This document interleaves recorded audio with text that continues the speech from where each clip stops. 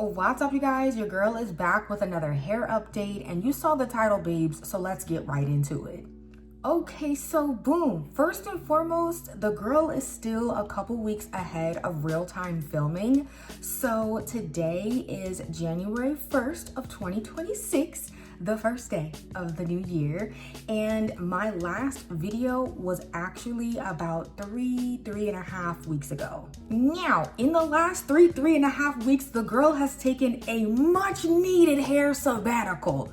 I have been on a hair restarting, refreshing journey, and I just figured this would be a good opportunity for me to rest, rejuvenate, and reset so that I could come to you guys for this hair update. So I have my iPad here. I don't want to miss a thing, babes. So first and foremost, over the last month and a half, which I would say starting November 15th, that's when my hair went on a downward trajectory, nosedive, etc.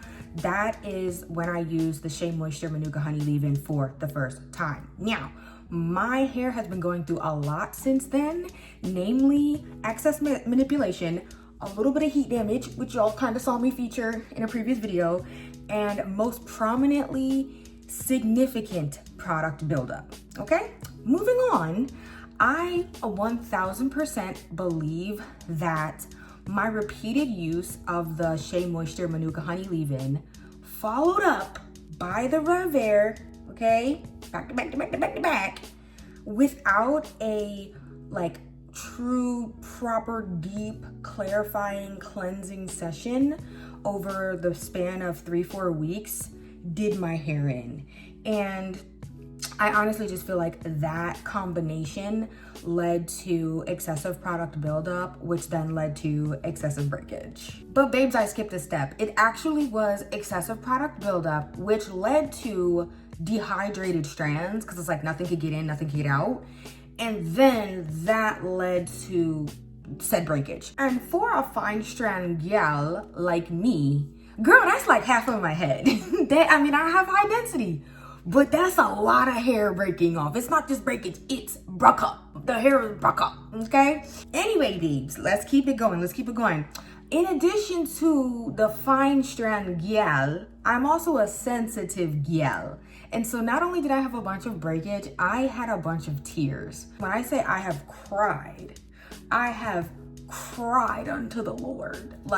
Because I have seen the integrity and the health of my hair go from I would say 90-ish percentile to 60th, 70th percentile. And girl, that's crazy. Back to the notes. I don't want to miss a thing. So I have to say, of all the breakage, of all the what's going on, not realizing it was product buildup, etc., the hardest part for me was realizing that my traditional fluffy stretch twist outs that would last me 5-6 days were not even lasting 2 days. When I say not lasting, I mean it was like rat's nest the next morning. First day hair was eating down. Second day hair was, oh, I need to do this again. And I was like, this is crazy, because I usually can get through a whole work week or something without having to touch my hair down. Now, it might be a little dry. It could feel a little crunchy here and there, but looks-wise, it looked fine. The fact that I would get up, that I would do my hair, I would go to sleep, say my prayers, do my journaling, get up the next morning and my hair would look like, I don't know what, I need to just slick it into a puff. Crazy work. I know I'm all over the place. Back to the notes. So, to make matters worse, because I told you guys that I had transitioned to using the Rev Air on level 1 tension, 1 heat, it was taking me longer to stretch my hair after wash day.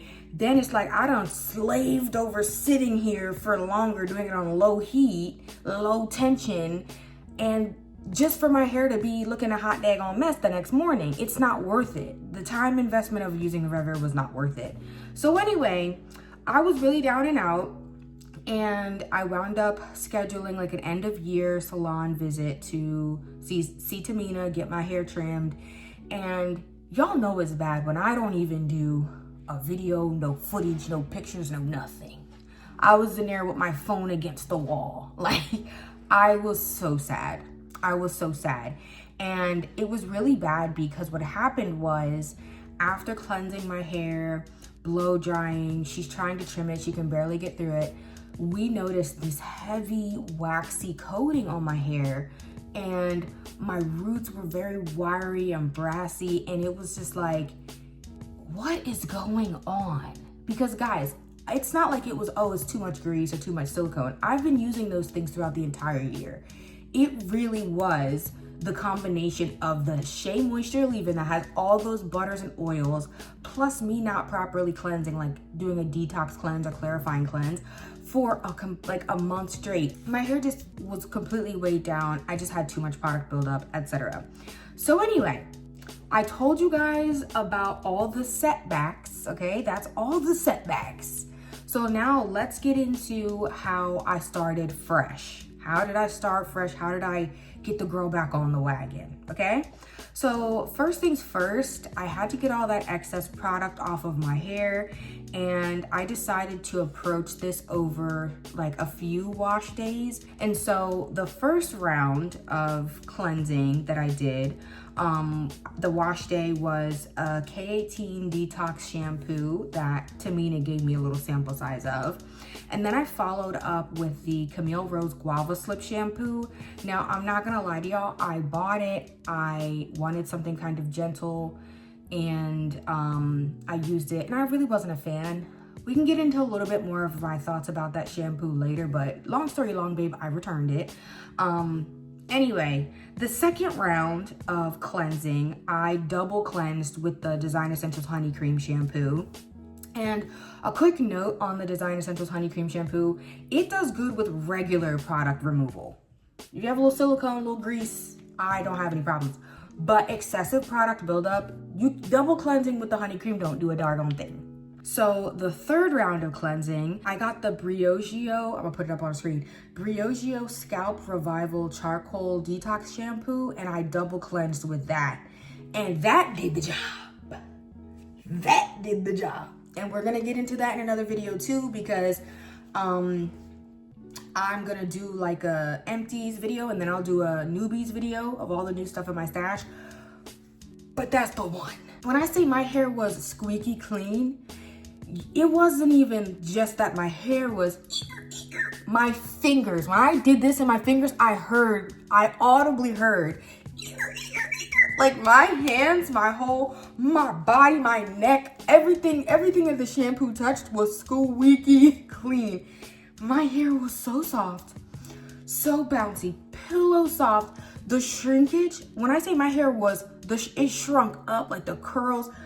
I was like, wow, like this, I haven't felt my hair like this in so long. I have not felt the softness, the suppleness of my hair. It was like a cloud, like a cloud. So anyway, now that my strands got their reset and we're like fully detoxed and cleaned, what am I no longer gonna be doing?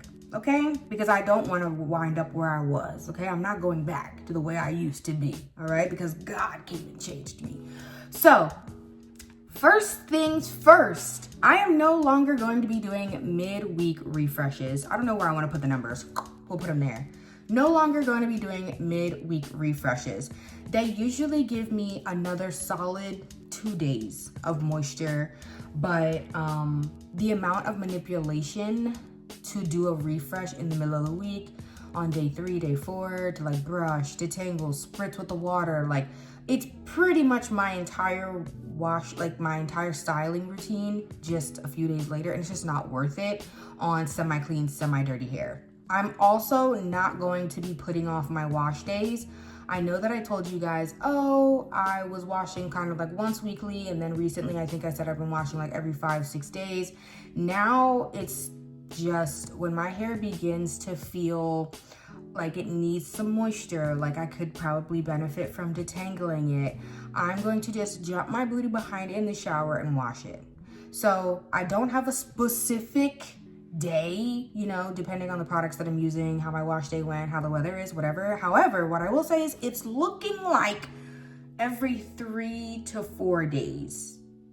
I find that me washing my hair every 3-4 days is actually lowering my manipulation because my hair is not really tangled. I'm like, my hands are moving through easily. Like, it's just not a lot of stress. I'm hydrating my strands, I'm moisturizing them. Like, it's not too crazy because I'm being like proactive in my routine and I'm washing my hair before it's like gasping for air or throwing up gang signs in being so tangled. I have really found that I'm not like needing to pre-poo at all. Even though it worked well in a season for me, I just think in this season, it's just more manipulation and stress on my hair. I really just feel like I'm gonna prioritize detangling at the shampoo step, at least for the finger detangling. Moving on, babes. The next thing I'm no longer gonna be doing is using the bonnet dryer with a plastic cap on my leave-in. If you guys have watched my previous videos, especially like my wash day videos, I have been a stan for the bonnet dryer over the plastic cap with the leave-in in. Girl, it's so fire. Like 5-10 minutes, it's amazing. But for me being high porosity already, I really don't need my cuticles to be any more open than they already are. And what I'm noticing is even though it helps the like leave-in conditioner to soak in more quickly on a cold winter day, it makes it take longer for the cuticle to close, which means I'm losing moisture more quickly. Moving on to styling. Here's what I'm not gonna be doing, and that's trying any new styles. It's twist outs for the win. I will do a feature video for my girl Monique at some point on the twist and go, like my version of a wash and go as a high porosity, high density, fine strand natural. But that's not the go-to style. That's just me doing a solid for somebody who asks, okay? I've also moved away from like stretching my hair with the Rev Air, which you guys probably can tell. I did not stretch my hair for this style. And we're gonna get into this style a little bit in a minute, but whatever. Ultimately, the Rev Air is just too much stress for my hair than I can handle. This is basically gonna mean that I'm not gonna be prioritizing big, stretched, fluffy hair, which insert tear, silent tear. But what I will say is, since I've been on my hair sabbatical, okay, for the last 3.5 weeks, I've been all right. The girl is alive and well. So I'm definitely gonna reserve the Rev Air for my trims and special occasions. So another thing that Tamina and I realized because of the excessive like manipulation and my hair's just been under a lot of stress is like going to the salon and getting my hair blown out with a paddle brush and like a traditional blow dryer. Girl, my hair is breaking and snapping and doing all the things. So the Rev Air is good in a situation like that because it's better than the alternative.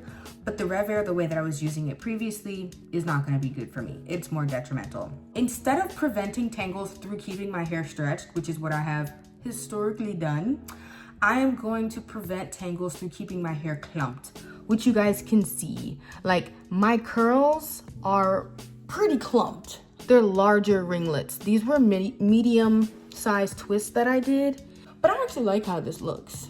I really like how this looks. I don't know if y'all can see it, but the twist out's giving. Anyway, so if you're wondering, well, June, you done told us the laundry list of all of the things you're not gonna be doing. All the stuff you ain't doing no more. What are you gonna be doing in 2026? What is the plan? What's the routine? What's the high porosity, high density, fine strand gal doing in the year of our Lord and Savior 2026? It's a great question, babes.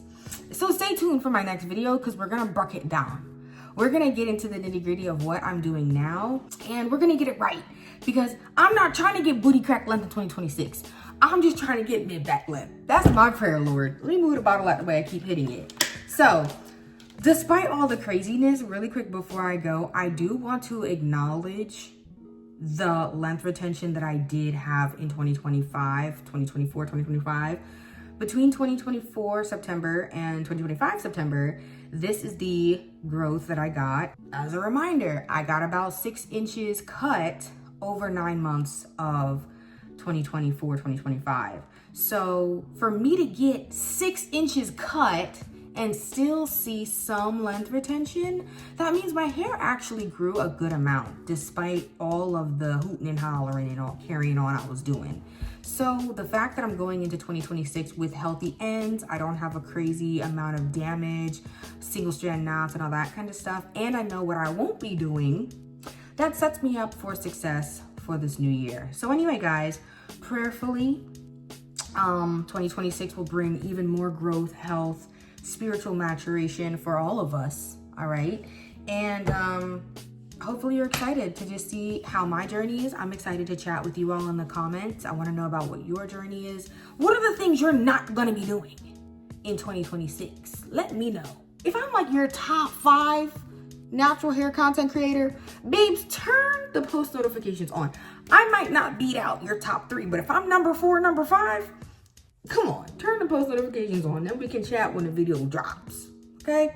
But anyway, guys, thank you so much for watching once again, and I will see you guys in the next video to tell you all about what I plan to do in 2026 to retain at least 4.75 inches. It sounds specific and exact, but you gotta go to the Lord with a specific request, okay? Y'all, not me saying I'ma tell y'all what is in my hair and then me not telling y'all what's in my hair. I'm about to play Call of Duty with my Bookie Bay. We got the Call of Duty going. But anyway, this is a twist out with the Texture ID low porosity line. I know I got high porosity hair, but I don't trust the marketing, okay? I trust them ingredients, and the ingredients spoke to me. So I used the leave-in conditioner and the mango twist and define butter and ate it up, girl. My hair looks really good, feels really good, and I'm enjoying it. However, I definitely did get some flurries, some fluttering and all that kind of stuff. So I am going to part ways with the combo, and I'm gonna try the leave-in with another product, like a different cream, and I'm gonna try the cream with a different leave-in, and hopefully that will reduce the like kind of gray cast that I got. But for day 2 hair to still feel pretty moisturized, I'm pleased. So the next time I use the products and kind of get into more details, I'll probably record it for you guys. But yes, exciting stuff is happening.